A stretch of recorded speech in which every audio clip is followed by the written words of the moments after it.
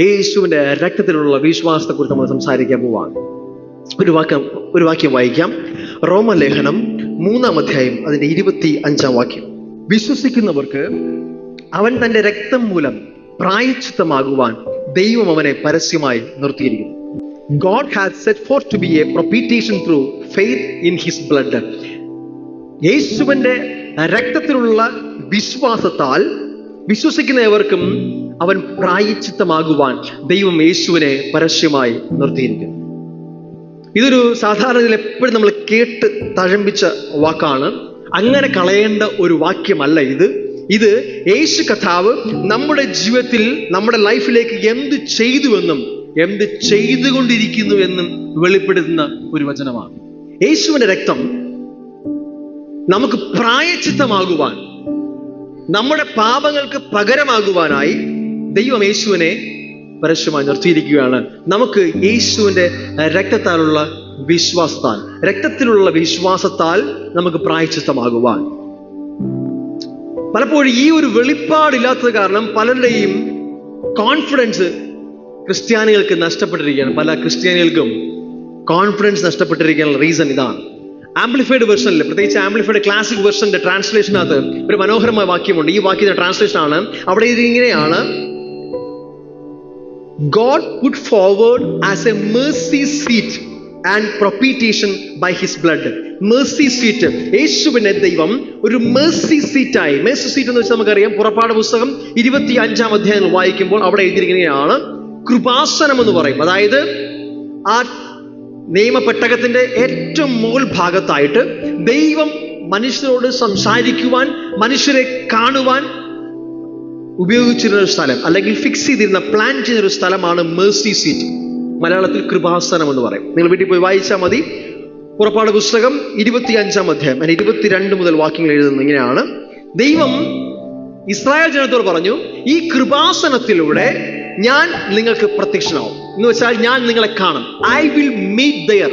ഞാൻ നിങ്ങളെ അവിടെ വെച്ച് കൂടിക്കാഴ്ച നടത്തും, ഞാൻ നിങ്ങളോട് സംസാരിക്കും, നിങ്ങളുമായി ഒരു ഫെലോഷിപ്പ് നടത്തും. അതിനുള്ള സ്ഥലമാണ് ഈ കൃപാസനം. അതിന് റീസൺ വേറൊന്നുമല്ല, പഴയ നിയമത്തിൽ പാപങ്ങൾക്ക് പരിഹാരമായി യാഗം കഴിക്കുന്ന രക്തം തളിക്കുന്നത് ഈ മേഴ്സി സീറ്റിന്റെ പുറത്താണ്. അവിടെയാണ് ദൈവം സംസാരിക്കുന്നത്. വ്യക്തികൾ അവിടെ കടന്നു ചെല്ലുന്നത്, പുരോഹിതൻ അവിടെ കടന്നു ചെല്ലുന്നത് തൻ്റെ കഴിവിലോ തൻ്റെ മിടുക്കിലോ അല്ല, പകരം അവിടെ തളിക്കപ്പെടുന്ന യാഗമൃഗത്തിന്റെ രക്തത്തിന്റെ ബലത്തിലാണ് അവിടെ കയറി ചെല്ലുന്നത്. അതാണ് ആ പുരോഹിതന്റെ ധൈര്യം. ആ രക്തം അവിടെ തളിക്കും. അവിടെ ആ മേഴ്സി സീറ്റിൽ നിന്ന് ദൈവം എൻകൗണ്ടർ ചെയ്യും, ദൈവം സംസാരിക്കും. അതായത് പഴയ നിയമത്തിൽ ദൈവം മനുഷ്യനുമായി ഇടപെടാനായി ഉപയോഗിച്ചിരുന്ന സ്ഥലമാണ് mercy seat. The location where God used to meet people. മനുഷ്യനുമായി മീറ്റ് ചെയ്യാൻ അപ്പോയിന്റ്മെന്റ് കൊടുക്കുന്ന സ്ഥലമാണ് മേഴ്സി സീറ്റ്. ഇപ്പോഴത്തെ ഭാഷയിൽ പറഞ്ഞാൽ, ഉദാഹരണത്തിന് നിങ്ങൾ ഒരാളെ ഒന്ന് അപ്പോയിന്റ്മെന്റ് എടുക്കുകയാണ്, ഒരാളെ കാണാനായിട്ട്. ഫസ്റ്റ് നിങ്ങൾ ചോദിക്കുന്നതായിരിക്കും, എവിടെ കാണാം, എവിടെ വെച്ച് കാണാം. ചോദിക്കുന്ന ചോദ്യം എപ്പോ കാണാതായിരിക്കും. ദൈവവുമായി നിങ്ങളൊരു അപ്പോയിന്റ്മെന്റ് എടുക്കുമ്പോൾ നിങ്ങൾ ദൈവത്തെ മീറ്റ് ചെയ്യുന്ന പ്ലേസ് ആണ് മേഴ്സി സീറ്റ്. എപ്പോഴൊക്കെ കാണാമെന്ന് ചോദിച്ചാൽ, നിങ്ങൾ എപ്പോഴൊക്കെ അവൈലബിൾ ആണോ അപ്പോഴൊക്കെ ദൈവം റെഡിയാണ്. ഹല്ലേലൂയ. ദൈവം ബിസിയല്ല, ദൈവം എപ്പോഴും റെഡിയാണ്. നിങ്ങൾക്ക് ആ സ്വർഗീയ പിതാവുമായി എപ്പോ സംസാരിക്കണം എന്ന് ആഗ്രഹിക്കുന്നോ അപ്പോഴൊക്കെയും നിങ്ങൾക്ക് ആ ദൈവത്തിനെ മീറ്റ് ചെയ്യാൻ പറ്റും. അതിനുള്ള പ്ലേസ് ആണ് ഈ മേഴ്സി സീറ്റ്. ഇന്ന് വരെയുള്ള നിങ്ങളുടെ പ്രാർത്ഥന ലൈഫിനകത്ത് വലിയ ഷിഫ്റ്റ് കൊണ്ടുവരാൻ പോകുന്ന ഒരു സന്ദേശമാണിത്. നിങ്ങൾ ശ്രദ്ധിച്ചു കേൾക്കുക. ഈ മേഖലയ്ക്കകത്ത് നിങ്ങൾക്ക് ഒരു വെളിപ്പാട് കിട്ടിയാൽ നിങ്ങളുടെ പ്രെയർ ലൈഫ് പിന്നെ ബോറിംഗ് ആവത്തില്ല. നിങ്ങൾ ദൈവമായി മീറ്റ് ചെയ്യുന്ന പ്ലേസ് ആണ് ഈ മേഴ്സി സീറ്റ്. അതിന്റെ പ്രത്യേകത ഞാൻ പറഞ്ഞു, അവിടെ ബ്ലഡ് സ്പ്രിങ്കിൾ ചെയ്തിരിക്കും, തളിച്ചിരിക്കും. ഓക്കെ, ഇവിടെ പറയുകയാണ് യേശു നമ്മുടെ മേഴ്സി സീറ്റായി മാറി. യേശുവിന്റെ രക്തം നമുക്ക് വേണ്ടി സംസാരിക്കുന്ന ഒരു സ്ഥലമാണ് ഈ മേഴ്സി സീറ്റ് പുതിയ നിയമത്തിൽ. ഓക്കെ, നിങ്ങൾക്കറിയാമോ, ദൈവം ഒരിക്കൽ പോലും നമ്മിൽ വിശ്വസിക്കണമെന്ന്, നമ്മിൽ ആശ്രയിക്കണമെന്ന് ദൈവം ഒരിക്കലും ആഗ്രഹിച്ചിട്ടില്ല. പകരം നമ്മുടെ ഫെയ്ത്ത് തന്റെ പുത്രനായ യേശുവിലാവണം, യേശുവിന്റെ രക്തത്തിലാകണമെന്ന് ദൈവം ആഗ്രഹിക്കുന്നു. ഞാൻ കുറച്ച് ക്ലാരിറ്റി തരാം. ഉദാഹരണത്തിന്, നമുക്ക് ദൈവസന്നിധിയിൽ വരാൻ പറ്റുന്ന ഏറ്റവും വലിയ കീ എന്ന് പറയുന്നത് കണ്ണുനീരല്ല, കരച്ചിലല്ല. ഞാൻ കൃമിയും പൊടിയും പുഴുവുമാണെന്നുള്ള പറച്ചിലല്ല. ഫാൾസ് ഹ്യൂമിലിറ്റി, അല്ലെങ്കിൽ ഇല്ലാത്ത കപടമായ കുറെ വാക്കുകൾ പറഞ്ഞ് ഏഴയാണ് പുഴുവാണ് എന്ന് പറയുന്നതിലൂടെയല്ല ദൈവത്തിന്റെ സന്നിധിയിൽ വരാൻ പറ്റുന്നത്. അവിടെ വരാൻ പറ്റുന്ന ഒരു പ്രധാന കീ എന്ന് പറയുന്നത് ബോൾഡ്നെസ് ആണ്, ധൈര്യമാണ്. ഈ ധൈര്യം എങ്ങനെ ഉണ്ടാകുമെന്നാണ് നിങ്ങളോട് പറയാൻ പോകുന്നത്. ഈ ധൈര്യം എന്ന് പറയുന്നത് നിങ്ങൾ ചെയ്ത പ്രവൃത്തികളുള്ള നിങ്ങളുടെ കോൺഫിഡൻസ് അല്ല, നിങ്ങൾ ആരാണെന്നോ നിങ്ങളുടെ പ്രാർത്ഥനയുടെ ചാതുര്യ വാക്കുകളിലുള്ള കോൺഫിഡൻസോ അല്ല. നിങ്ങൾക്ക് ദൈവത്തിന്റെ അടുത്തേക്ക് വരാൻ ധൈര്യം വേണം. ദൈവത്തിന്റെ അടുക്കിലേക്ക് വരാനുള്ള ധൈര്യം എങ്ങനെ വരുമെന്നാണ് ഞാൻ നിങ്ങൾ പറയാൻ പോകുന്നത്. നിങ്ങളുടെ ലൈഫിൽ എല്ലാവരുടെയും നമ്മുടെ ജീവിതത്തിൽ നമ്മുടെ ശരീരത്തിൽ, അല്ലെങ്കിൽ നമ്മുടെ സോൾ, നമ്മുടെ മനസ്സ് എന്ന് പറയുന്ന ചിന്തകളുള്ള ആ മണ്ഡലത്തിൽ സോൾ എന്ന് പറയും. ഓക്കെ, നമുക്കറിയാം നമ്മൾ 3 പാർട്ടാണ് ശരീരം. ബോഡി, സ്പിരിറ്റ് ഉണ്ട്, ആത്മാവുണ്ട്, അതിനിടയ്ക്ക് നിൽക്കുന്ന ഒരു സോൾ ഉണ്ട്, എല്ലാവർക്കും ഉണ്ട്. അതായത് നമ്മുടെ വികാരങ്ങളെല്ലാം വരുന്ന, ചിന്തകളൊക്കെ വരുന്ന ഒരു പ്ലേസ് ആണ് സോൾ. ഈ സോളിലാണ് നമ്മൾ ദൈവത്തെ മീറ്റ് ചെയ്യുന്നത്. ഓൾറെഡി നമ്മുടെ ആത്മാവിൽ നമ്മൾ ദൈവമായി ഒന്നായിരിക്കുന്നു, അവിടെ യാതൊരു പ്രശ്നവുമില്ല. പക്ഷെ നമ്മുടെ ഈ ചിന്താ മണ്ഡലത്തിനകത്ത് ഞാൻ ഇങ്ങനെ കാണുന്നു, ഒരു ത്രോൺ ഉണ്ട്, ഒരു സിംഹാസനമുണ്ട്. ആ സിംഹാസനത്തിന്റെ മേലെ പലരുടെയും, പല വിശ്വാസികളുടെയും ആ സിംഹാസനത്തിന്റെ മേലെ അവർ ഓൾറെഡി ആത്മാവിൽ ദൈവമായി ഒന്നായിരിക്കുമ്പോഴും ഈ സിംഹാസനത്തിന്റെ മേലെ അവര് തന്നെയാണ് ഇരിക്കുന്നത്. എങ്ങനെയെന്ന് ചോദിച്ചാൽ, ചിലർക്ക് ഒന്നുകിൽ അവർ ചെയ്യുന്ന പ്രവൃത്തികളൊക്കെ നല്ല കോൺഫിഡൻസ് ആയിരിക്കും, ഒന്നുകിൽ അവർ ഏറ്റവും നല്ലവരായിരിക്കും അവരുടെ ചിന്തയിൽ, അല്ലെങ്കിൽ അവർ ഏറ്റവും മോശപ്പെട്ടതായിരിക്കും. ഇതെങ്ങനെയാന്ന് ചോദിച്ചു കഴിഞ്ഞാൽ, അവർ തന്നെ ഒരു സിംഹാസനത്തെ ഉണ്ടാക്കി.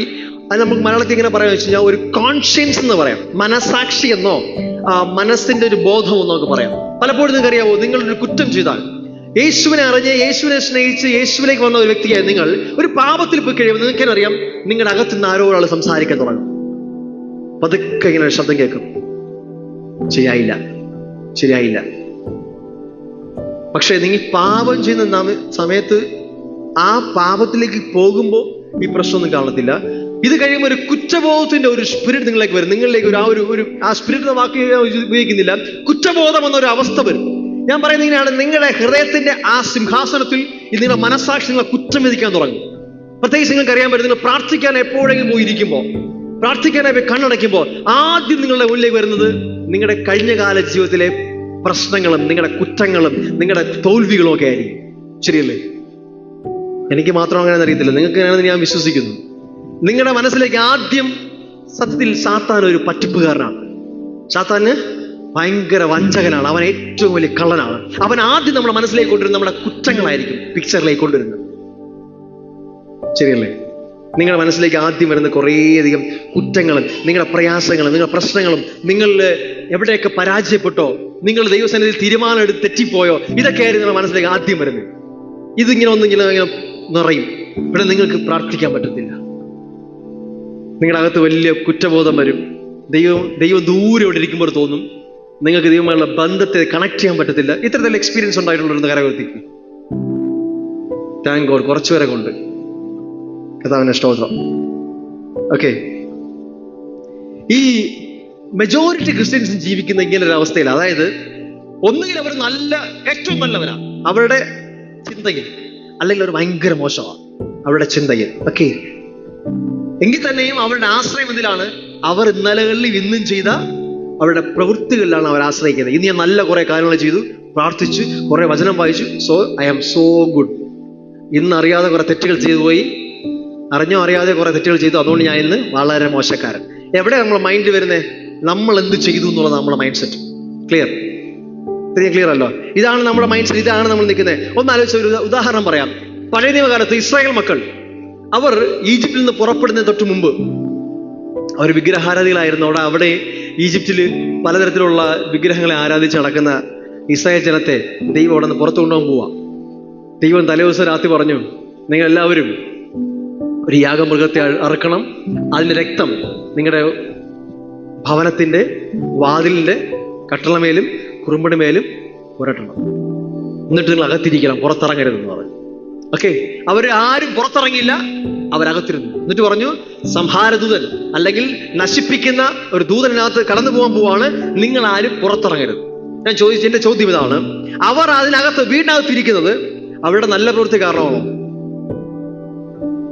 അവർ ചെയ്ത നല്ല പ്രവൃത്തിയാണോ? അതുവരെ ചെയ്ത വിഗ്രഹാരാധന കാരണമാണോ? അവർ ചെയ്ത എന്തെങ്കിലും നല്ല കാര്യമാണോ? ഒന്നുമല്ല. അവരാ വീടിനകത്ത് സേഫായ ഒറ്റ റീസണേ ഉള്ളൂ, ആ വീടിന്റെ പുറത്ത് പുരട്ടിയിരിക്കുന്ന രക്തം. വചനം പറയുകയാണ്, സംഹാരദൂതൻ വന്ന് നോക്കിയത് ഇവർ നല്ലത് ചെയ്തോ മോശം ചെയ്തോ എന്നല്ല, അവരുടെ ഭവനത്തിന്റെ പുറത്ത് ബ്ലഡ് ഉണ്ടോ അത് മാറിപ്പോകും. ഹല്ലേലൂയ. ആസ് എ ക്രിസ്ത്യൻ, കർത്താവായ യേശുവിനെ സ്വീകരിച്ച നാം ഓരോരുത്തരും ഇന്ന് ഈ ഭൂമിയിൽ എന്തായിരിക്കുന്നു എന്നുള്ളത് നിങ്ങൾ ചെയ്ത നല്ല പ്രവൃത്തികളുടെ യാതൊന്നും വെച്ചിട്ടല്ല, നിങ്ങളെ യേശുവിന്റെ രക്തത്താൽ കഴുകി മുദ്രയിട്ടിരിക്കുന്നതുകൊണ്ടാണ്. നിങ്ങളുടെ മേൽ കർത്താവിന്റെ മുദ്ര വന്നിരിക്കുകയാണ്. നിങ്ങൾക്ക് അതിന്റെ പുറത്തു പോകാൻ പറ്റത്തില്ല. ഹല്ലേലൂയ. ഇറ്റ്സ് സീൽഡ് ആണ്.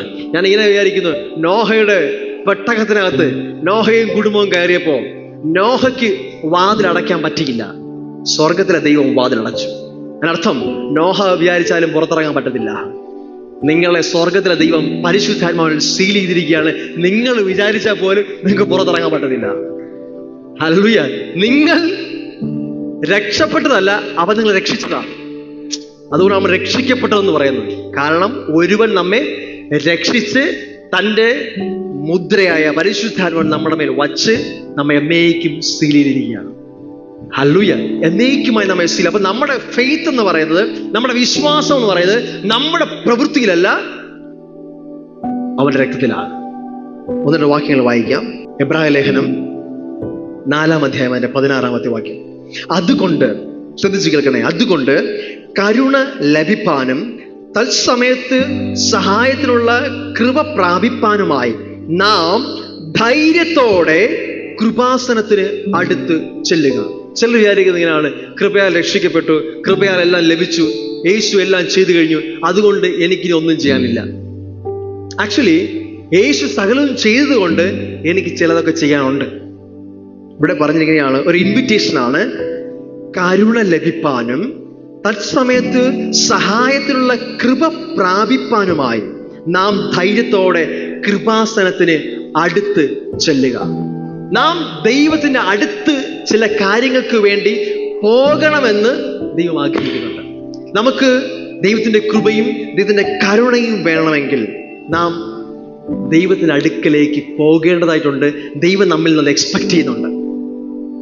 യാക്കോബ് ലേഖനം 4:8 പറയുന്നുണ്ട്, നാം ദൈവത്തിന്റെ അടുക്കലേക്ക് കടന്നു ചെല്ലുക, ദൈവം നമ്മുടെ അടുക്കലേക്ക് വരും. ഹല്ലേലൂയ. നാം അവന്റെ അടുക്കലേക്ക് പോകാൻ ഒരു സ്റ്റെപ്പ് എടുത്തു കഴിയുമ്പോൾ അവൻ നമ്മുടെ അടുക്കലേക്ക് ഓടി വരും. ഹല്ലേലൂയ. ഞാൻ ഉദാഹരണം മനസ്സിലാവും. പന്നിക്കൂട്ടി കിടക്കുന്ന മുടിയനായ പുത്രന്റെ അടുക്കിലേക്ക് പിതാവ് ഓടിപ്പോയില്ല.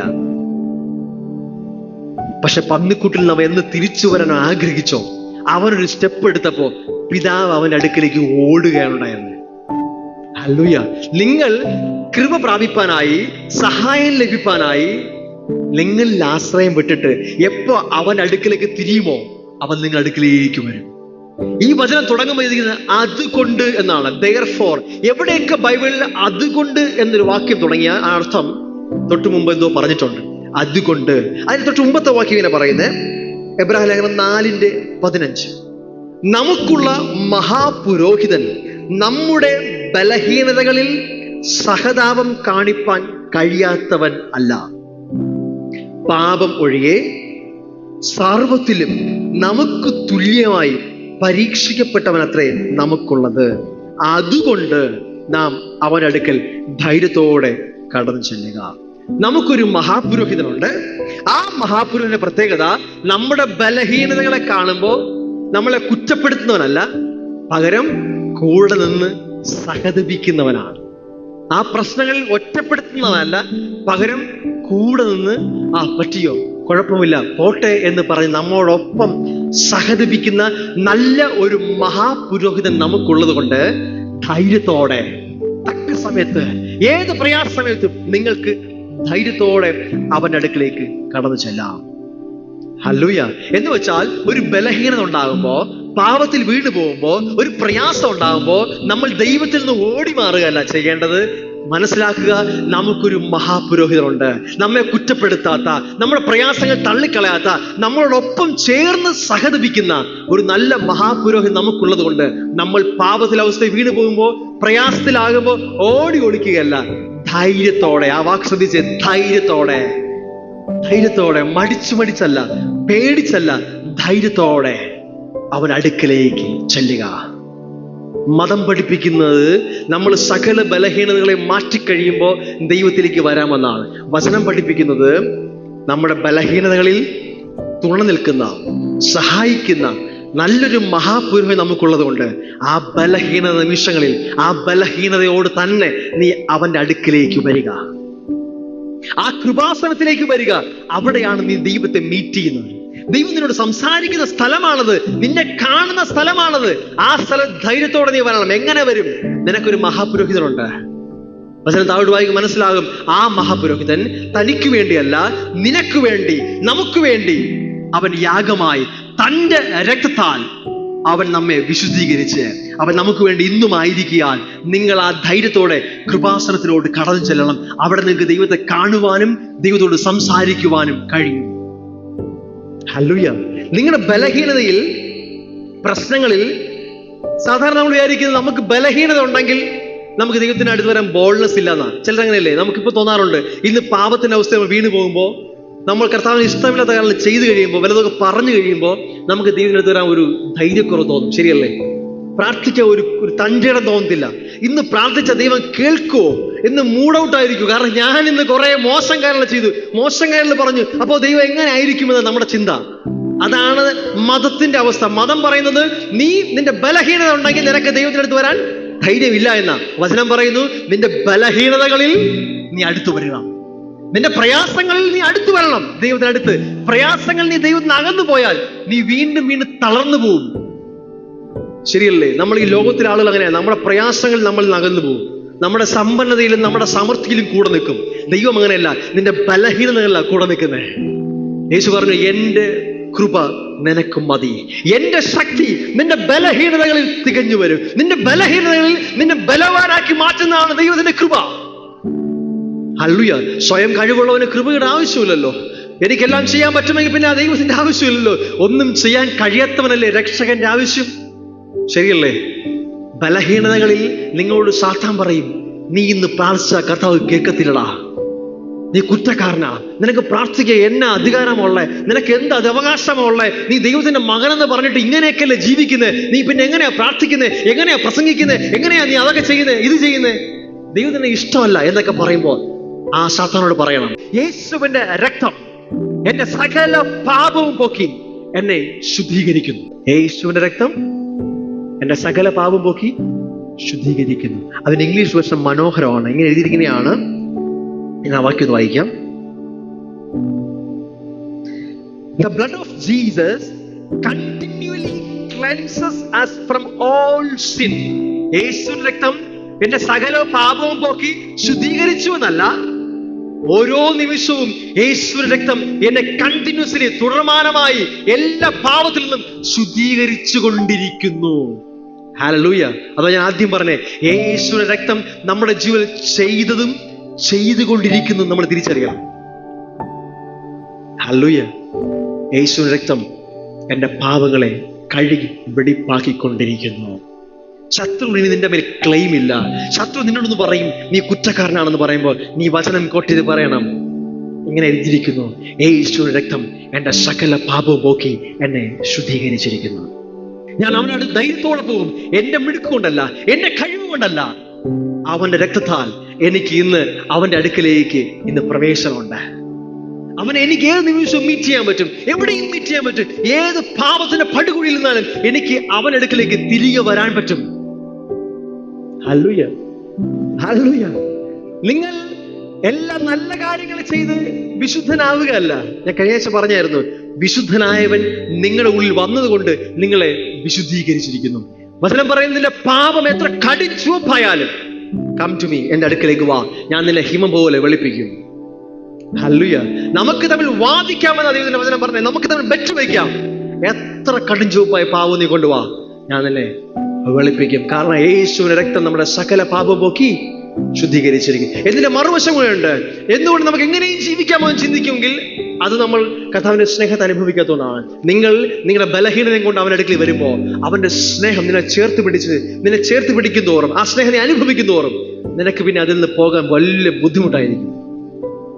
പാപം ചെയ്യാൻ നീ വലിയ സ്ട്രഗിൾ ചെയ്യേണ്ടി വരും. നേരത്തെ തെറ്റ് ചെയ്യാതിരിക്കാൻ വേണ്ടി നീ സ്ട്രഗിൾ ചെയ്തെങ്കിൽ ഇനി തെറ്റ് ചെയ്യാൻ വേണ്ടി നീ സ്ട്രഗിൾ ചെയ്യും. കാരണം നിന്നെ മറ്റൊരു സ്നേഹം നിന്നെ ചേർത്ത് പിടിക്കും, നിന്നെ ആള് മാറ്റും. ഈ ബന്ധം ഡീപ്പിലേക്ക് വെക്കുന്നു പോകും തോറും, ദൈവമുള്ള ബന്ധം നീ ആഴത്തിൽ ഇറങ്ങും തോറും ബാക്കിയെല്ലാം നീ ചപ്പെന്നും ചവറെന്നും എണ്ണാൻ തുടങ്ങും. ഈ ദൈവ സാന്നിധ്യത്തിന് പകരം വയ്ക്കാൻ മറ്റൊന്നും ഇല്ലാതെ വരുമ്പോൾ നീ ഇതിനു വേണ്ടി കൊതിക്കാൻ തുടങ്ങും. ബാക്കിയെല്ലാം നൈമിഷികമായ ചില സുഖങ്ങൾക്ക് വേണ്ടി നീ ഈ സ്നേഹത്തെ കളയാൻ നിനക്ക് പറ്റാതെ ആവും. ഒരു നിമിഷം ഈ സ്നേഹം അനുഭവിച്ചില്ലെങ്കിൽ നീ സംഗീതക്കാരൻ പറയുന്ന പോലെ മാൻ നീർത്തോടുകളിലേക്ക് പോകാൻ കാംക്ഷിക്കുന്ന പോലെ നിന്റെ ഹൃദയം വെമ്പൽ കൊള്ളാൻ തുടങ്ങും.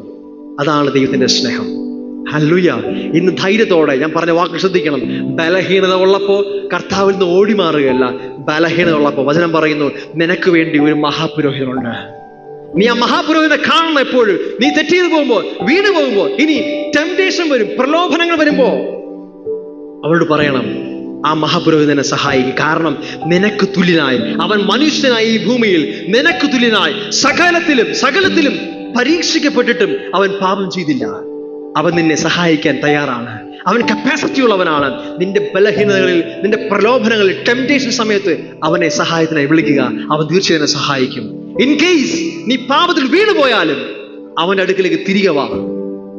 അവനിൽ നിന്ന് കൃപ പ്രാപിപ്പാൻ, കരുണ പ്രാപിപ്പാൻ തക്ക സമയത്ത് അവന്റെ അടുക്കിലേക്ക് തിരികെ വാ. അവൻ നിന്നെ കുറ്റപ്പെടുത്തുകയില്ല. അവൻ നിന്നെ ചേർത്ത് പിടിക്കുന്ന ദൈവമാണ്. നിന്റെ കൂടെ സഹതപിക്കുന്ന ഒരു ദൈവമാണ് നമുക്കുള്ളത്. ഹല്ലേലൂയ. ഞാനിപ്പോ പറഞ്ഞു ദൈവത്തിന്റെ സന്നിധിയിൽ വരെ നമുക്ക് ധൈര്യം ഉണ്ടെന്ന് പറഞ്ഞു. ഈ ധൈര്യം ഇല്ലാതാക്കുന്നത് എന്താ? നമ്മുടെ അകത്തുള്ള മനസാക്ഷിയാണ്. നമ്മളെ കുറ്റം വിധിക്കുന്ന ഒരു മനസാക്ഷിയുണ്ട് നമുക്ക്. പലപ്പോഴും നമ്മെ കുറ്റപ്പെടുത്തിക്കൊണ്ടിരിക്കും. നീ അങ്ങനെയല്ലേ, നീ ഇങ്ങനെയല്ലേ, നീ എന്തൊക്കെ തന്നെയല്ലേ അങ്ങനെയല്ലേ, നീ എത്ര പാട്ട് പാടിയാലും എത്ര ആരാച്ചാലും നീ ഇങ്ങനെയല്ലേ എന്നിങ്ങനെ നമ്മോട് സംസാരിച്ചുകൊണ്ടിരിക്കുന്ന ഒരു ദുർമനസാക്ഷി നമ്മുടെ അകത്തുണ്ട്. ഈ ദുർമനസാക്ഷി നമ്മളോട് എപ്പോഴും സംസാരിച്ചുകൊണ്ടിരിക്കുന്നു. ഓക്കെ, അതുകൊണ്ട് ഞാൻ പറഞ്ഞേ, നിങ്ങളിൽ നിന്ന് നിങ്ങളുടെ കണ്ണുകളെ എടുക്കുക. നിങ്ങളിലേക്കുള്ള ശ്രദ്ധ മാറ്റിയിട്ട് നിങ്ങളുടെ മഹാപുരോഹിതനിലേക്ക് നോക്കുക.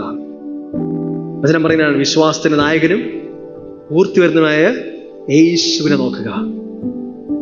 അവങ്കിലേക്ക് നോക്കുന്നവർ പ്രകാശിതരായി പിന്നെ ലജ്ജിച്ചു പോയിട്ടില്ല. ലജ്ജ ഉണ്ടാവത്തില്ല നിനക്ക്. നിന്നിലേക്ക് നോക്കി അപ്പൊ നീ ലജ്ജിക്കാനുള്ള ഒരുപാട് കാരണം ഉണ്ടാവും. പക്ഷെ യേശു പറയുന്നു, എന്നിലേക്ക് നോക്കുക, നിന്റെ മഹാപുരോഹിതനിലേക്ക് നോക്കുക. നിന്റെ ഫെയ്ത്ത്, നിന്റെ വിശ്വാസം അവനിലേക്ക് നോക്കുക. സുവിശേഷം എന്ന് പറയുന്നത് നിങ്ങൾ എത്ര നല്ലവനായി മാറും എന്നുള്ളതല്ല. നിങ്ങൾ എത്ര മോശവനായിരിക്കുമ്പോഴും, നിങ്ങൾ എത്ര മോശപ്പെട്ടവനായിരിക്കുമ്പോഴും നിങ്ങൾക്ക് എത്ര നല്ലവനായ ഒരു ദൈവം ഉണ്ടെന്നുള്ളതാണ് സുവിശേഷം. ഹല്ലേലൂയ. സുവിശേഷം നീ പാപത്തിൽ നിന്ന് ബിഹേവിയർ ഒക്കെ മോഡിഫൈ ചെയ്ത് എത്ര മനോഹരമായി മാറിയെന്നല്ല, നീ എത്ര പാപത്തിന് പടുകുഴി കിടക്കുമ്പോഴും ശത്രുക്കളായിരിക്കുമ്പോൾ തന്നെ തന്റെ രക്തത്താൽ നമ്മെ സ്നേഹിച്ച എത്ര വലിയ ഒരു ദൈവം ഉണ്ടെന്നുള്ളതാണ് സുവിശേഷം. ഹല്ലേലൂയ. ഒരിക്കലും സുവിശേഷം നമ്മളിലേക്ക് നോക്കാനല്ല, അവനിലേക്ക് നോക്കാനുള്ളതാണ്.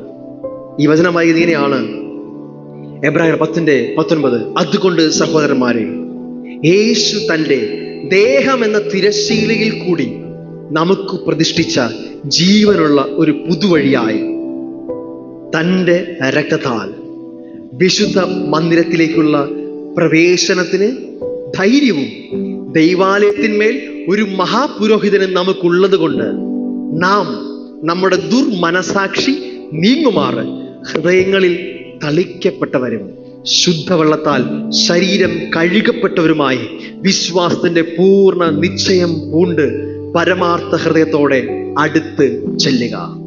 ഞാൻ വായിച്ച വാക്യങ്ങളെല്ലാം ഒരു ഇൻവിറ്റേഷനാണ്. അടുത്ത് ചെല്ലുക.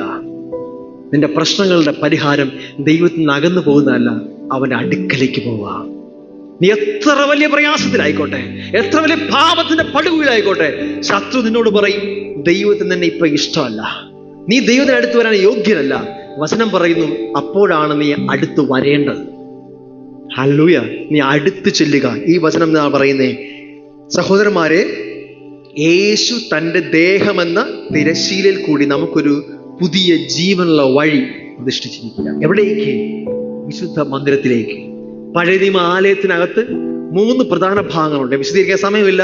പുറത്ത് ഒരു ഔട്ടർ കോർട്ട് ഉണ്ടാവും, അകത്ത് ഒരു ഹോളി പ്ലേസ് ഉണ്ടാവും, ഏറ്റവും അകത്ത് അതിവിശുദ്ധ സ്ഥലം, ഹോളി ഓഫ് ഹോളീസ്, ദൈവത്തിന്റെ പരിശുദ്ധ ദൈവം അവിടെ വെളിപ്പെടുന്ന ഒരു സ്ഥലം. നേരത്തെ പറഞ്ഞ കൃപാസനം ഒക്കെ ഇരിക്കുന്ന സ്ഥലം, ദൈവം വെളിപ്പെടുന്ന സ്ഥലം. അവിടേക്ക് ആരും പോകത്തില്ല. വർഷത്തിലൊരിക്കൽ മഹാപുരോഹിതൻ രക്തവുമായി കടന്നു ചെല്ലുന്ന സ്ഥലമാണ്. അവിടെ കടന്നു ചെല്ലുന്നതിന് മുമ്പ് അവിടെ ഒരു വലിയ തിരശീലയുണ്ട്. ആ തിരശീല മനുഷ്യനും ദൈവവും തമ്മിലുള്ള ഒരു വേർതിരിവായിരുന്നു. നമുക്കറിയാം, യേശു കാൽവരി ക്രൂശിൽ മരിച്ചപ്പോ ദൈവാലയത്തിന്റെ ആ തിരശീല കീറി മാറി. ഇനി ദൈവവും മക്കളുമായി യാതൊരു വേർതിരിവുമില്ല. ഹല്ലേലൂയ. തിരശീല കീറി മാറിയിട്ട് ഒരു പുതിയ വഴി ഉണ്ടാക്കി. ആ വഴി എന്താണ്? വിശുദ്ധ മന്ദിരത്തിലേക്ക് പ്രവേശനത്തിന് നമുക്ക് ധൈര്യമുണ്ടായി. എന്തുകൊണ്ട്? അന്നുവരെ പുരോഹിതന് പോലും ധൈര്യം കിട്ടണമെങ്കിൽ ആടിന്റെയോ കാളയുടെ രക്തം കൊണ്ട് പോകണമായിരുന്നു. ഇനി നമുക്ക് ധൈര്യത്തോടെ പോകാൻ വേണ്ടി യേശുവിന്റെ രക്തം അവിടെ തളിക്കപ്പെട്ടിരിക്കുകയാണ്. ഹല്ലേലൂയ. അന്ന് വർഷം തോറും ആണ്ടുതോറും പുരോഹിതന്മാർ ചെയ്തു വന്നെങ്കിൽ വചനം പറയുന്നു, ഏകയാഗത്താൽ ഒരേ ഒരു യാഗത്താൽ അവൻ സദാകാലത്തേക്കും നമ്മെ വിശുദ്ധീകരിച്ചിരിക്കുന്നു. ഇനിയൊരു യാഗത്തിന്റെ ആവശ്യമില്ല. യേശുവിന്റെ യാഗത്താൽ നമ്മെ എന്നേക്കുമായി വിശുദ്ധീകരിച്ചിരിക്കുന്നു. ഇവിടെ എഴുതിയിരിക്കുകയാണ്, വിശുദ്ധ മന്ദിരത്തിലേക്ക് നമുക്ക് ധൈര്യമുണ്ട് പ്രവേശിക്കാൻ. നമുക്ക് ഞാൻ പറഞ്ഞ വാക്ക് വീണ്ടും വരികയാണ്, ധൈര്യം. ശത്രു ചോർത്തിക്കളയുന്ന നമ്മുടെ ധൈര്യത്തെയാണ്, ബോൾഡ്നെസ്സിനെയാണ്.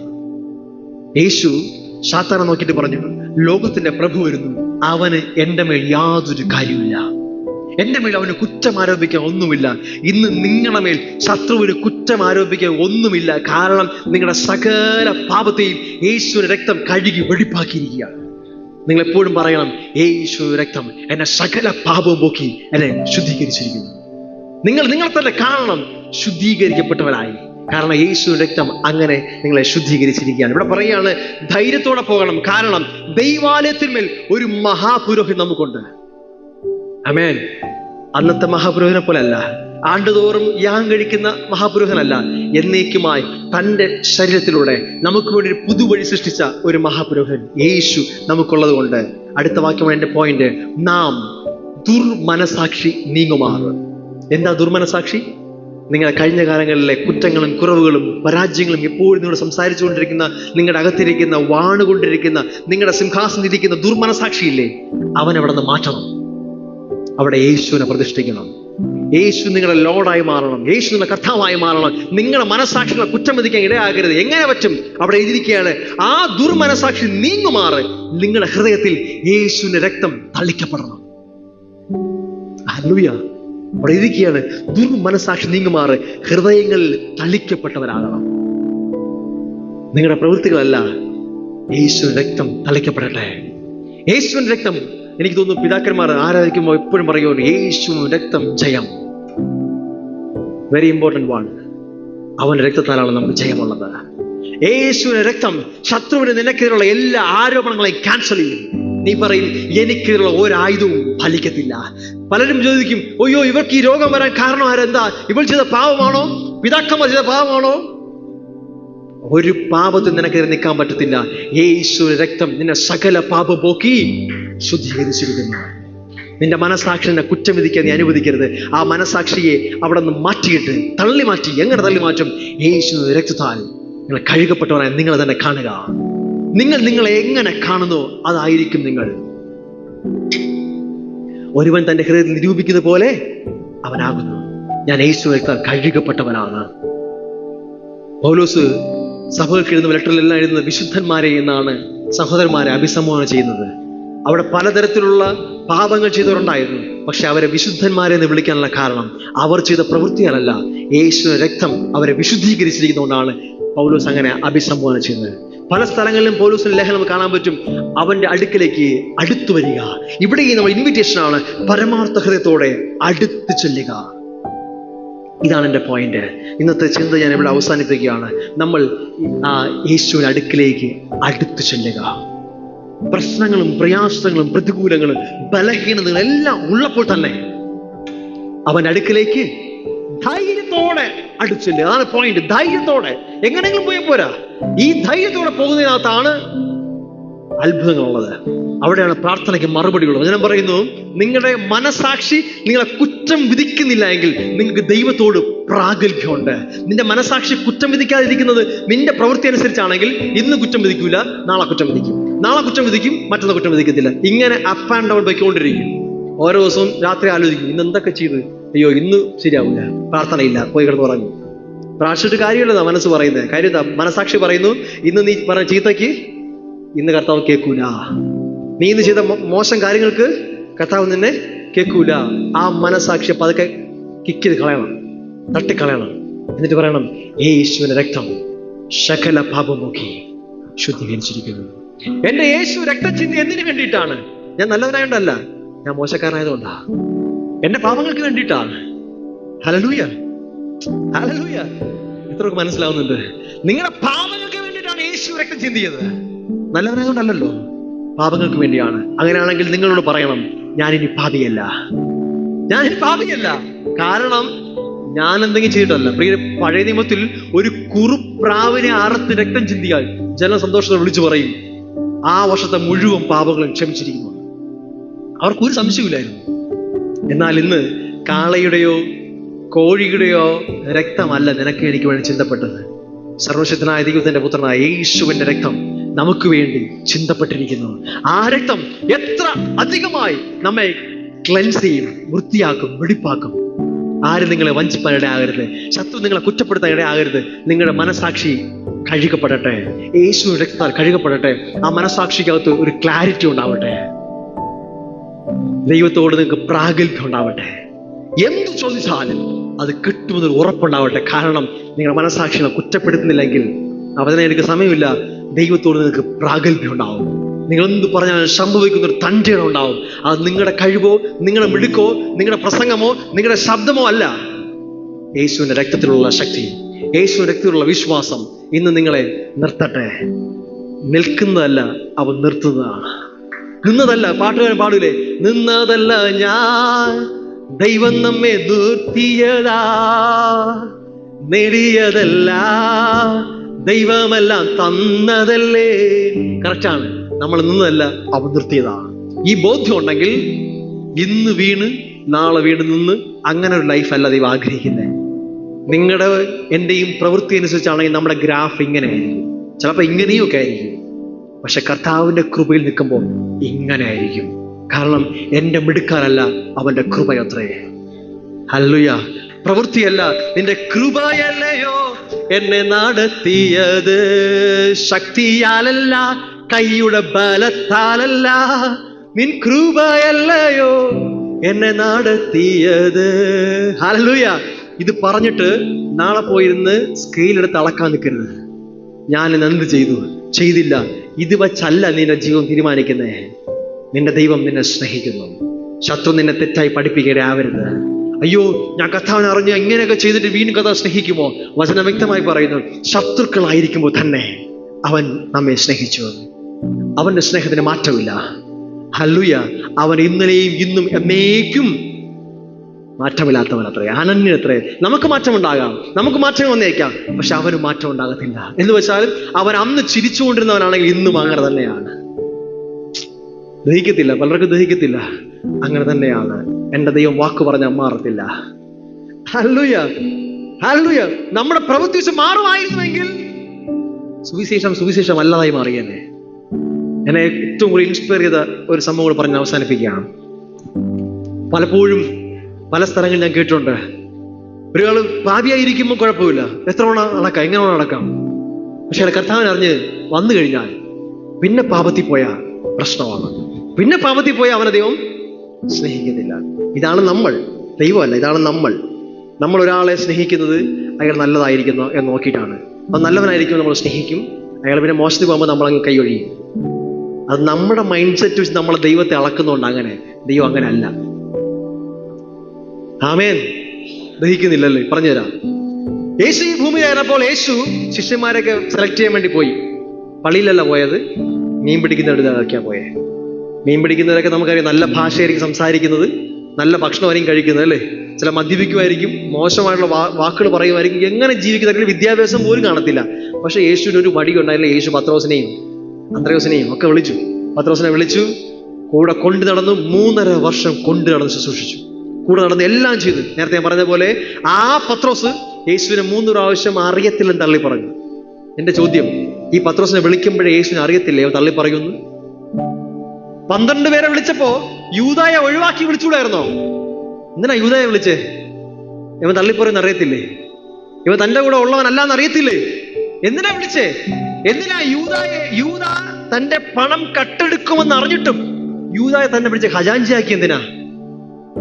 യേശുവിന്റെ ട്രഷറായിരുന്നു യൂദ, ഖജാൻജിയായിരുന്നു. വചനം പറയുന്നു പല പ്രാവശ്യം ആ പണസഞ്ചിയിൽ നിന്ന് യൂദ കട്ടെടുത്തുകൊണ്ടേയിരുന്നു. യേശു എന്നിട്ടും അവനെ ട്രസ്റ്റ് ചെയ്തു. എന്തുകൊണ്ട്? പത്രോസ് 3 പ്രാവശ്യം ഒറ്റ കൊടുക്കുമെന്ന് പത്രോസ് അല്ല പറഞ്ഞേ, യേശു തന്നെ പറഞ്ഞേ. അതറിഞ്ഞിട്ടും എന്തിനാ പത്രോസിനെ വിളിച്ചേ?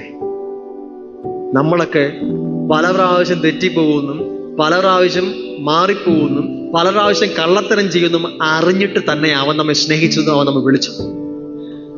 നിങ്ങളെല്ലാവരും 100% പെർഫെക്റ്റ് ആയും വിശ്വസ്തരായും ഇരിക്കും വിചാരിച്ചിട്ടല്ല നീ വിളിച്ചേ. നമ്മുടെ ബലഹീനങ്ങളെ അവനെ പോലെ നന്നായി അറിയാവുന്ന വേറെ ആരുമില്ല. നമ്മുടെ രഹസ്യഭാവങ്ങളെ അവനെ പോലെ അറിയാവുന്ന വേറെ ഒരാളും ലോകത്തിലില്ല. എന്നിട്ടും നമ്മളെ സ്നേഹിക്കുന്നതാണ് അവന്റെ സ്നേഹം. അതുകൊണ്ടാണ് അവൻ ദൈവമായിരിക്കുന്നത്. അവന്റെ സ്നേഹത്തിന് മാറ്റമില്ല എന്ന് പറയുന്നത്. ഹല്ലേലൂയ. എന്നിട്ടോ എന്നെ ഏറ്റവും എന്റെ ലൈഫിൽ തിരിച്ചൊരു കാര്യമാണ് പ്രിയരത്. അതുകൊണ്ടാണ് പറയുന്നത്. പത്രോസ് 3 പ്രാവശ്യം തള്ളി പറഞ്ഞു. യേശു അവനെ നോക്കി. പത്രോസിനകത്ത് വലിയ വേദന വന്നു. ഞാൻ പറഞ്ഞില്ലേ, ഒരിക്കൽ ദൈവസ്നേഹം അനുഭവിച്ചൊരു വ്യക്തിയകത്ത് അവൻ പാപത്തിൽ പോയി കഴിയുമ്പോൾ, തെറ്റിപ്പോകുമ്പോൾ അവന്റെ അകത്ത് പഴയതിനേക്കാൾ വലിയ വേദന ഉണ്ടാവും. അവൻ അലറിക്കരഞ്ഞു, പശ്ചാത്തപിച്ചു, കഥാവ് ഞാൻ അറിയാതെ ചെയ്തു പോയതൊക്കെ പറഞ്ഞു. എന്നിട്ടോ 2-3 ദിവസം അതിന്റെ ഒരു എഫക്റ്റ് ഒക്കെ ഉണ്ടായിരുന്നു. നമ്മളും അങ്ങനെയാ, ചിലതൊക്കെ ഏറ്റു പറഞ്ഞാൽ 3-4 ദിവസം എഫക്റ്റ് കാണും. അത് കഴിഞ്ഞപ്പോൾ നോക്കിയപ്പോൾ കയ്യിൽ പൈസ ഒന്നുമില്ല, പഴയ വലയൊക്കെ അവിടെ ഇരിപ്പുണ്ട്. അന്ത്രോസേ വാടാ പോവാം, പഴയ പണിക്ക് തന്നെ പോവാം. എവിടെന്നാണോ കർത്താവ് വിളിച്ചത്, ശ്രദ്ധിച്ച് കേൾക്കണേ, എവിടെന്നാണോ കർത്താവ് വിളിച്ചത് അതേ സ്ഥലത്ത് തിരിച്ചുപോയി. പഴയ അതേ പണിക്ക് തന്നെ തിരിച്ചുപോയി. ശ്രദ്ധിച്ച് കേൾക്കണം. മതം പറയും, മതം പഠിപ്പിക്കും. യേശുവിൽ വരുന്നതിന് മുമ്പ് നീ എങ്ങനെയും ജീവിച്ചോ, വന്നു കഴിഞ്ഞിട്ട് നീ തെറ്റിപ്പോയാ മിണ്ടൂല. ഇതാണ് പലരും ഇങ്ങനെ തെറ്റിച്ചിട്ടുണ്ട്. ദൈവം പിന്നെ മിണ്ടത്തില്ല, ദൈവത്തെ ഭ്രാന്താണ്, ദൈവം പിന്നെ നമ്മുടെ തന്നെ ഇങ്ങനെ നിൽക്കുന്നത്. ഇതൊക്കെയാണ് പലരുടെ ചിന്ത. നോക്കി 3 പ്രാവശ്യം തള്ളി പറഞ്ഞു. കൂടെ നെഞ്ചോട് ചേർന്ന് കൊണ്ടിടുന്ന പത്രോസിനെ 2ാമത്തെ പ്രാവശ്യം യേശു കാണാൻ വരികയാണ്. നമ്മളാണ് ആ യേശുവെങ്കിൽ, ഞാനായിരുന്നെങ്കിൽ. പത്രോസിനെ ദൂരത്ത് കാണാൻ പറയും, എടാ പത്രോസേ, എന്തൊക്കെയായിരുന്നു നീ അന്ന് പറഞ്ഞത്? ഒരിക്കലും തള്ളിക്കളയില്ല, കൂടെ മരിക്കാൻ തയ്യാറ്. എന്നിട്ട് നീ എന്താ ചെയ്തേ എന്നായിരിക്കും ചോദിക്കുക. സത്യത്തിൽ യേശു കാണുമ്പോൾ ഒരു വാക്ക് പോലും ചോദിച്ചില്ല മാത്രമല്ല, ഒരു വാക്ക് കൊണ്ടുപോലും വേദനിപ്പിച്ചില്ലെന്ന് മാത്രമല്ല, ഒരു നോട്ടം കൊണ്ടുപോലും വേദനിപ്പിച്ചില്ലെന്ന് മാത്രമല്ല, പത്രോസിനോട് ചോദിച്ചതാണ്, ബ്രേക്ക്ഫാസ്റ്റ് കഴിച്ചായിരുന്നോ? കൂട്ടുക വല്ല കഴിക്കാൻ വല്ലതും കൊണ്ടോ? വാ, ഇല്ലെങ്കിൽ വാ, ചുട്ട മീനും അപ്പോ ഒരു പണ്ടത്ത് കഴിക്കും. പത്രോസ് വിചാരിക്കുകയാണ്, ഇത് ആരുടെ? ഇത് പഴയ യേശു തന്നെയാണോ? ആ യേശു തന്നെയാണ്. അതേ യേശു തന്നെയാണ്. നിന്നെ ആദ്യം വിളിച്ചില്ലേ, അതേ യേശു തന്നെയാണ്. ഒരു മാറ്റമില്ല അവന്. അവൻ അന്നും ഇന്നും നിന്നെ സ്നേഹിക്കുന്നു. നീ എന്ത് ചെയ്തു എന്ന് നോക്കി മാർക്കിട്ട് നിന്നെ സ്നേഹിക്കാൻ ലോകത്ത് ഒത്തിരി പേരുണ്ട്. വചനം പറയും, നിത്യ സ്നേഹത്താൽ ഞാൻ നിന്നെ സ്നേഹിച്ചിരിക്കുന്നു. നിത്യ എന്ന വാക്കിനർത്ഥം എറ്റേണൽ ലവ്. ആകാശം ഭൂമി ഒഴിഞ്ഞു പോയാലും, വാനവും ഭൂമി എല്ലാം പോയി കഴിഞ്ഞാൽ, ചന്ദ്രനും സൂര്യനൊക്കെ പോയി കഴിഞ്ഞാലും മാറാത്തൊരു സ്നേഹം ഉണ്ടെങ്കിൽ നിത്യസ്നേഹം. അതുകൊണ്ട് വചനം പറയുന്നത് അവൻ നിത്യ പിതാവ്. അവൻ ഇടയ്ക്ക് വെച്ച് കുറച്ചു ദിവസം പിതാവായിരിക്കും, പിന്നെ പിതാവല്ലാത്ത ശത്രുവായി മാറുമെന്നല്ല, അവൻ നിത്യ പിതാവ്. ഞാനിങ്ങനെ വിശ്വസിക്കുന്നു. പത്രോസിന്റെ ഹൃദയത്തിനകത്ത് യേശു 2 അടി കൊടുത്തെങ്കിലും വിഷമമില്ലായിരുന്നു. എടാ നീ എങ്കിലും പറ്റിച്ചല്ലോ എന്ന് ചോദിച്ചെങ്കിലും വിഷമമില്ലായിരുന്നു. ഈ സ്നേഹം പത്രോസിനെ മാറ്റി. ഈ സ്നേഹം പത്രോസിനെ അടിമുടി മാറ്റി. പത്രോസ് അവസാന നാളിൽ പറഞ്ഞു, എന്റെ യേശുവിനെ ഇങ്ങനെ നിങ്ങൾ ക്രൂശിച്ചെങ്കിൽ എന്നെ തലകീഴായി ക്രൂശിക്കണം. കാരണം ഇങ്ങനെ ക്രൂശിക്കപ്പെടാൻ ഞാൻ യോഗ്യനല്ല. അത്രമാത്രം എന്നെ അവൻ സ്നേഹിക്കുന്നുണ്ട്. ആ പത്രോസിനെ മാറ്റിയത് അത് യേശുവിന്റെ സ്നേഹമാണ്. ആരെങ്കിലും ഒരു വാക്ക് പത്രോസിനെ പിടിച്ച് ഉപദേശിക്കുന്ന പത്രോസ് മാറത്തില്ല. അയ്യോ പത്രോസ് നീ എത്ര വലിയ മോശമെന്ന് പറഞ്ഞാൽ മാറത്തില്ല. എനിക്കറിയാം പ്രിയരെ, ഈ ലോകത്തിലെ ഏതൊരു ചെറുപ്പക്കാരന്റെ ഉള്ളിലും, ഏതൊരു മനുഷ്യന്റെ ഉള്ളിലും, അവൻ എത്ര വലിയ എന്താ പറയുക ക്രിമിനൽ എന്ന് ലോകം പറഞ്ഞാൽ എനിക്കറിയാം, ഞാൻ വിശ്വസിങ്ങനെയാണ്, അവന്റെ ഉള്ളിന്റെ ഉള്ളിൽ നന്നാകണമെന്ന് അവന് നല്ല ആഗ്രഹമുണ്ട്. പലപ്പോഴും അവനെ സമൂഹം സമ്മതിക്കത്തില്ല. ഒരിക്കലും തെറ്റ് ചെയ്തു പോയാ പിന്നെ അവനെ മുദ്ര കുത്തി കള്ളൻ, കൊള്ളക്കാരൻ, ക്രിമിനൽ എന്ന് പേര് കൊത്തി ജനം അങ്ങനെ അങ്ങ് മാറ്റും. പിന്നെ നന്നായി വരാൻ പോലും പറ്റാത്തവണ്ണം അവനെ ഒഴിവാക്കും. അതാണ് മനുഷ്യർ. അവൻ എത്ര 100,000 നല്ല കാര്യം ചെയ്താലും അതൊന്നും മൈൻഡ് ചെയ്യത്തില്ല. മനുഷ്യൻ അവനിലുള്ള മോശം പറഞ്ഞുകൊണ്ടിരിക്കും. പലപ്പോഴും പല സുവിശേഷ പ്രസംഗങ്ങളും അങ്ങനെയാണ്. നീ എത്ര മോശക്കാരനാണ്, എത്ര മോശക്കാരനാണ്, എത്ര വലിയ ഭാവിയാണ്. ഇതൊന്നും നമ്മൾ പ്രസംഗിച്ചിട്ടില്ല, അവൻ അറിയേണ്ടത്. അവൻ അറിയാം നമ്മൾ പറയുന്നതിനൊക്കെ നല്ല ബോധ്യമുണ്ട് അവൻ മോശക്കാരനാണ് എന്ന്. സുവിശേഷം അതല്ല. നീ എത്ര വലിയ മോശക്കാരെന്ന് പറയുന്നതല്ല സുവിശേഷം. നീ എത്ര മോശക്കാരനായിരിക്കുമ്പോൾ നിന്നെ സ്നേഹിക്കുന്ന ഒരു പിതാവുണ്ട്, സ്വർഗീയ അപ്പനുണ്ടെന്ന് പറയുന്നതാണ് സുവിശേഷം. ആ സ്നേഹത്തിന് മാത്രമേ നിന്നെ മാറ്റാൻ പറ്റൂ. അത് മാത്രമേ ആരെങ്കിലും മാറ്റത്തുള്ളൂ. ട്രസ്റ്റ് മീ, നിങ്ങൾ ടെസ്റ്റ് ചെയ്ത് നോക്കിക്കോ. ഏതൊരു വ്യക്തിയെ മാറ്റുന്നതും ഈ സ്നേഹമാണ്. എനിക്ക് ഒത്തിരി പ്രാവശ്യം അനുഭവമുണ്ട്. കുറ്റബോധന പടുകഴി പോകുമ്പോഴും ഇനിയിപ്പോ നടക്കത്തില്ല, ഇനി ഞാൻ ശരിയാവത്തില്ല, എത്ര പ്രാവശ്യം നന്നാവും തീരുമാനിച്ച കർത്താവേ, എന്നിട്ട് ഞാൻ തെറ്റിപ്പോയുള്ളത് പോലെ കുറ്റം പറഞ്ഞ് വിഷമിച്ചിരിക്കുമ്പോഴും ആ കർത്താവിന്റെ സ്നേഹം നിന്നെ ചേർത്ത് പിടിച്ചിട്ട് പറയും, മോനെ, ഐ സ്റ്റിൽ ലവ് യു. ഞാൻ ഇപ്പോഴും സ്നേഹിക്കുന്നു. നീ എന്റെ മകനാ. എന്റെ മോൻ തെറ്റിയെന്ന് പറഞ്ഞ എന്റെ മോനാവാതെ പോകത്തില്ല. അവൻ അപ്പോഴും എന്റെ മകനാ. ആ സ്നേഹം എന്നെ ചേർത്ത് പിടിക്കുമ്പോൾ അടുത്ത പ്രാവശ്യം തെറ്റിൽ പോകുമ്പോൾ ഞാൻ ഒന്ന് ചിന്തിക്കും, എന്റെ അപ്പന്റെ ഹൃദയത്തെ വേദനിപ്പിക്കാൻ ഞാൻ തയ്യാറാവത്തില്ല. എഫേസ്യ ലേഖനം പറഞ്ഞതിനെയാണ്, പരിശുദ്ധാത്മാവിനെ ദുഃഖിപ്പിക്കരുത്. നമ്മുടെ കൂടെ എപ്പോഴും വസിക്കുന്ന പരിശുദ്ധാത്മാവിനെ ദുഃഖിപ്പിക്കാൻ നാം ഇടയായി തീരരുത്. കാരണം അവൻ നമ്മുടെ കൂടെ എപ്പോഴും ആയിരിക്കുന്നുണ്ട്. നമ്മൾ അവന്റെ സാന്നിധ്യത്തെ എപ്പോഴും തിരിച്ചറിഞ്ഞാൽ നമുക്ക് അവനെ ദുഃഖിപ്പിക്കാൻ കഴിയത്തില്ല. ഇന്ന് ഈ രാത്രിയിൽ പ്രിയരെ, ധൈര്യത്തോടെ അവന്റെ സന്നിധിയിലേക്ക് വാ. പത്രോസിനെ പോലെ കുറ്റബോധത്തിലല്ല. കുറ്റബോധം വന്നാൽ നിങ്ങൾ യൂദായെ പോലെ ആയിത്തീരും. എങ്ങനെ? മരിച്ചാ മതി. ഒരു പ്രാവശ്യം തള്ളിപ്പറഞ്ഞ യൂദ തൂങ്ങിച്ചത്തു. 3 പ്രാവശ്യം തള്ളിപ്പറഞ്ഞ പത്രോസ് രക്ഷിക്കപ്പെട്ടു. കാരണം ഒന്നേ ഉള്ളൂ, യൂദ പോയി മനുഷ്യരോട് ഏറ്റുപറഞ്ഞു, മഹാപുരോഹിതന്മാരോട് ഏറ്റുപറഞ്ഞു, ഞാൻ കൊള്ളക്കാരനാണ്, ഞാൻ തെറ്റിയാത്ത രക്തത്തെ ഒറ്റിക്കൊടുത്തവനാണ്. അവർക്ക് അവനെ രക്ഷിക്കാൻ പറ്റിയില്ല. എന്നാൽ ഒരുവൻ ഹൃദയ നടുക്കത്തോടെ ദൈവത്തോട് കുറ്റമേറ്റു പറഞ്ഞു, ദൈവത്തിലേക്ക് പശ്ചാത്തലത്തോടെ തിരിച്ചു വന്നു. ധൈര്യത്തോടെ അവൻ അടുക്കലേക്ക് വാ. നിന്നെ അവൻ കുറ്റപ്പെടുത്തത്തില്ല. അവൻ നിന്നോട് ഭക്ഷണം കഴിച്ചോ എന്ന് ഒരു വിശേഷം മാത്രമേ ചോദിക്കൂ. അതിനെ സ്നേഹത്തോട് ചേർത്ത് പിടിക്കും. നിന്നെ കഴിഞ്ഞതിലും അധികമായി അവൻ ഉപയോഗിക്കും. 3.5 വർഷം നീ ചെയ്തതുപോലെ ആയിരിക്കത്തില്ല. നിന്റെ ഒറ്റ പ്രസംഗം 3000 പേരെ രക്ഷിപ്പാൻ തക്കവണ്ണം ദൈവം നിന്നെ മാറ്റും. അതാണ് അവന്റെ സ്നേഹം. അതാണ് പരിശുദ്ധാത്മാവിന്റെ പ്രവൃത്തി. ഇന്ന് രാത്രി കേൾക്കുന്ന സഹോദര, നിന്റെ കഴിഞ്ഞ കാലത്തേക്കാൾ മനോഹരമായിരിക്കും പുതിയ ജീവിതം. യേശുവിന്റെ അടുക്കിലേക്ക് വാ. അവന്റെ അടുക്കിലേക്ക് തിരികെ വാ. അവന്റെ അടുക്കിലേക്ക് ധൈര്യത്തോടെ വാ. നിന്റെ അകത്ത് ഒരു കുറ്റബോധന സ്ഥാനമില്ല. അവിടെ യേശുവിന്റെ രക്തം കഴുകി വെടിപ്പാകട്ടെ. എത്ര വലിയ പാപം എന്ന് പറഞ്ഞാലും യേശു പറയുന്ന ബെറ്റ് വെക്കാം. നമുക്ക് നമ്മൾ വാദിക്കാം. എത്ര കടിച്ചുവപ്പായാലും അതിനെ ഹിമം പോലെ വെളുപ്പിക്കും. യേശുവിന്റെ രക്തത്തിന് വെടിപ്പാക്കാൻ പറ്റാത്ത ഒരു പാപവും നിന്റെ മേലില്ല. ഒരു കറയും നിന്റെ മേലില്ല. അത്രമാത്രം കറയുള്ള ഒരു പാപവും ഈ ലോകത്തിലില്ല. അവന്റെ രക്തം സകല പാപവും പോക്കി എന്നെ ശുദ്ധീകരിച്ചിരിക്കുന്നു.